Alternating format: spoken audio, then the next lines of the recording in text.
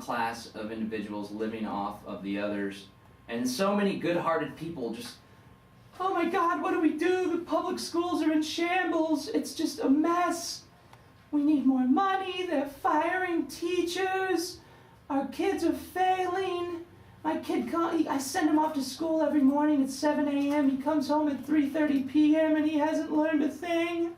I feel like little Timmy just isn't keeping up with the other kids in the neighborhood. What do we do? What do we do? What do we do? Please tax people more and throw more money at this problem. That's what's happening here, and now we have it so bad that the school districts across the state of Texas are suing the state of Texas. It's just conflict, different levels of government fighting one another. Nobody ever strikes at the root. That's what we're here to do on the Rise Up Radio Show, strike the root of the matter, at least what we believe to be the root. Here's the headline. This is from the Statesman. This is October 21st. I'm sorry, this is October 20th. I have two related articles, actually. Rising standards, less funding collide in Texas school finance trial. Not only are you having to pay for the studies that create the higher standards, but also pay for the funding that goes to the local schools, but now you're having to pay for the trial that's taking place between the state and the local school districts. Even if you don't have kids in school, you're still having to pay for it. Texas's lofty education goals smacked into a cold, hard reality last spring. The legislature in 2009 had set the state's 5 million public school students on a path towards college and career readiness with tougher new standards and tests. Yes, because we all know, thanks after No Child Left Behind, we know that tougher standards and tests create more education. Within a decade, that was my 2 cents, not from the article, within a decade, lawmakers declared Texas would be in the top 10 of states in preparing its students for the 21st century economy. We're like dead last, like 49 or something, and the U.S. is falling among developed nations. Again, that was my 2 cents. But when the first round of students took the high school end of course exams last spring, the results were dismal. At least 40% of the students in the class of 2015 are already off track because they have failed at least one of the 15 tests needed for a high school diploma. Only 3% met the advanced standard on the writing test that indicates they would be ready for a college course without remediation. School districts blame the state for reducing funding by $5.4 billion in the current budget, including money for programs directed specifically at the growing number of low-income children most in need of help, just as the rigorous standards were growing into effect. The state faults the school districts for not doing the job delegated to them by the legislature.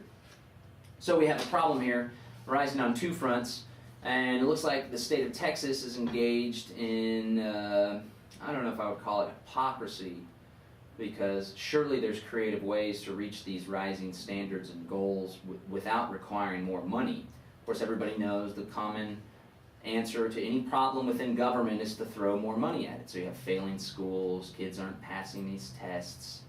So they say, what do we do? What do we do? Oh, well, let's just throw more money at school and then things will be fine. But you quickly come to find, this is especially what you find in the private sector when you actually have a risk of failing and going out of business, which you don't always have in the public sector because the public sector gets its money and resources from stealing from people in the form of taxes. And it also gets bailouts from Federal Reserve Bank and the Treasury Department. But the private sector has a risk of failing. So you have that problem. They just want to throw more money at it in order to solve it. It's just like bailing out more banks and quantitative easing 3 to bail out more terrible home loans that were given. It doesn't solve the problem. In fact, it creates more of a problem. But here you have the state, in addition to having to deal with that, they also are setting rising standards and less funding, which this whole article and the whole problem here is failing to strike at the root on a couple different levels. The first one is to believe that standards and higher test results actually mean that people are more educated. And again, the second of which is to believe that throwing more money at something is going to actually solve the problem. This is one of the articles. The second article actually came out the next day on Sunday. The school districts are claiming that the tax cap limits control and violates the state constitution. In the days after Hutto School District voters rejected a 6-cent property tax increase last year, Superintendent Douglas Killian shuttered an elementary school, laid off employees, and turned off the lights in his own office to reduce electricity costs. That's a good bureaucrat. I had the windows open and I had enough light to be able to do what I needed to do. Yeah, we found efficiencies. Killian said with a touch of bemused frustration. That's what people have to do in the private sector in their homes. Sometimes you got to shut the lights off to do your homework alongside a candlelight because the city and state are taking all your money. A year later, the voters reversed course. They approved a 13-cent increase in September that will replenish the district's reserves and bring the $38 million budget back to where it was before the legislature cut state aid last year. But Hutto could not raise its tax rate any higher, even if voters wanted to. Even if some voters wanted to. The district has hit the property tax ceiling imposed by the legislature, as have about 270 other school districts across the state, according to TexasISD.com, the website that monitors education issues in Texas. The districts contend that the ceiling amounts to an illegal statewide property tax, and they will argue as much in a sweeping school finance trial that begins Monday. Essentially, what is issue here is the state constitution has a property tax cap of $1.17 per $100 assessed on your property. Here in the state of Texas, the state is prohibited in the Constitution from assessing its own property tax, so it leaves that up to the school districts, which are essentially an institution of the state of Texas, just like the city governments are chartered by the state of Texas. What the state school districts are contending, and primarily 270 of them who have reached their cap and have reached their $1.17 per $100 of assessed property taxes, they are contending that by virtue of the state coming in and imposing these restrictions on the property tax, they are essentially violating the Constitution because now they're engaged in a state property tax. My initial inclination is to say no, that's not a state property tax, it's a regulation on a state property tax. But some of the solutions that they're going for, of course, the state bureaucrats are saying, this is terrible. One of the solutions is to repeal the constitutional prohibition against a statewide property tax. If voters approved a constitutional amendment, the state would then be free to levy a property tax in lieu of much of the local school tax. So far, this option has received the most attention at Capitol. Here's what Senator Robert Duncan, a Republican from Lubbock, had to say. It allows us to focus more on what is necessary to provide the type of education we want for our kids, as opposed to having to worry about keeping the state out of a lawsuit.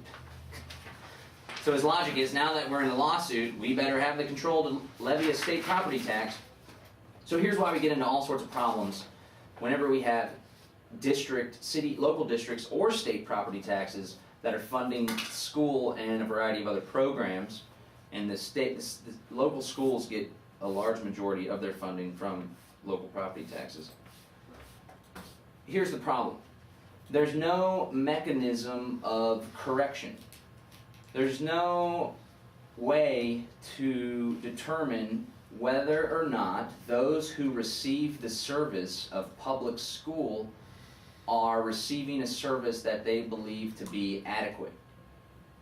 The reason being, in a system like the free market would provide, if parents or children believe that they are not getting an adequate education, they have the ability to withhold funding from that particular institution. What happens with that institution when they all of a sudden are having fewer dollars come into their reserves, they're having shorter revenue, they have to make changes in order to keep up with the preferences of the consumers in a particular market, because if they don't, they will go out of business, because those consumers who are getting inadequate services from firm school A will give their dollars, vote with their dollars, and give it to firm B, right? Some people may object to say, well, that's why you vote, John, and that's why every time there's an election you have the opportunity to choose who's in the school board. Well, that may be the case if it wasn't for special interests getting in the way, special interests that often have more money and influence over the political system than the average Joe. They get in there and put their buddy in the school district position. Maybe there's school board members that have friends that are developers, and they want to give their buddy the latest contract to build the new AISD headquarters. This is just an example.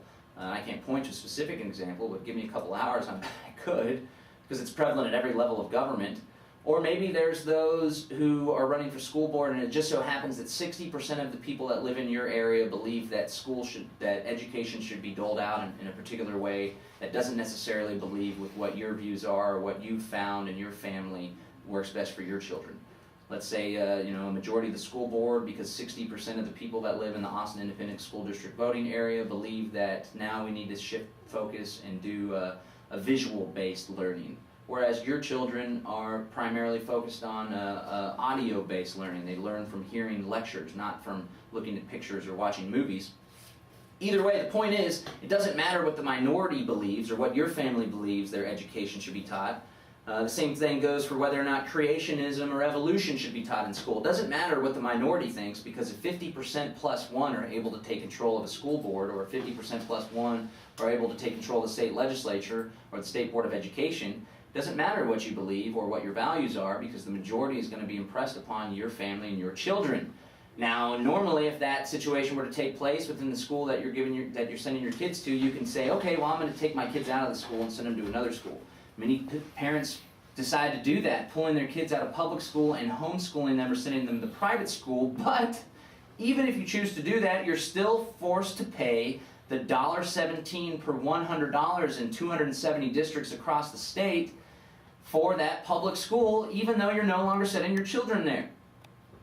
And it's because of that these public schools, most of them, have just gone to the toilet, and why everybody, even most progressives and liberals who love the public school system, are just fed up and sick and tired with the way the school system is being ran.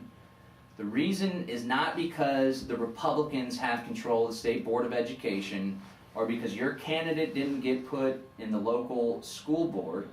The reason is because the entire institution of public education is operated on a monopoly based on violence, where no matter if you completely, vehemently disagree with what's being taught in the schools, as I do, I think the public schools are nothing more but an institution of indoctrination, creating a whole generations of people who will be wholly subservient to not only their boss in the corporate field, but also to the government. It doesn't matter what I think. It doesn't matter if you think your kid is getting a terrible education in school. It doesn't matter if you have the means to pull your kid out of private school. You're still going to be forced to pay for that particular school, no matter. There's no method of correction. There's no threat for these schools to go out of business, although some of them do get shut down, as we just read in the article. Most of them continue to remain and exist in perpetuity, because unlike every other institution in society, those backed by government and provided through public services earn their resources by taking money from you at the threat of a gun. And if you don't think it's at the threat of a gun, I recommend you try to not pay your property tax bill this next time around, and you'll quickly see how fast they steal your property and sell it the next year at a tax auction. So my solution, rather than just complaining all day on the Rise Up Radio Show here on KDRP Community Radio, is to encourage families to take their kids out of school if they don't agree with the way that their children are being taught. It may be that you want to do this. Maybe the mother feels confident in her ability to teach her child. Even if the mothers and fathers don't feel confident in their ability to teach their child, if you get a good textbook or a good curriculum, you'll find that you can learn alongside your child as you teach and read through history and arithmetic and reading and science. If you don't have the ability to do that, if you can't afford to take your kids out of school and pay for a private school, why not try to start a homeschooling cooperative in your area? We're doing just that in Central Texas, and these homeschooling cooperatives and homeschooling associations are already prevalent all throughout the country and all throughout the world, really. But even though you do that and create the alternatives, that's right, we need to provide more alternatives to the public school monopoly, which is failing our children. But even though you're doing that, you're still going to find yourself being forced to pay for the public schools, which you don't agree with, which you no longer want to provide your support for, which you can't afford to provide education for your children through alternative means because you're being forced to pay $1.17 per $100 every year, which definitely adds up, especially if you have a nice big house. So one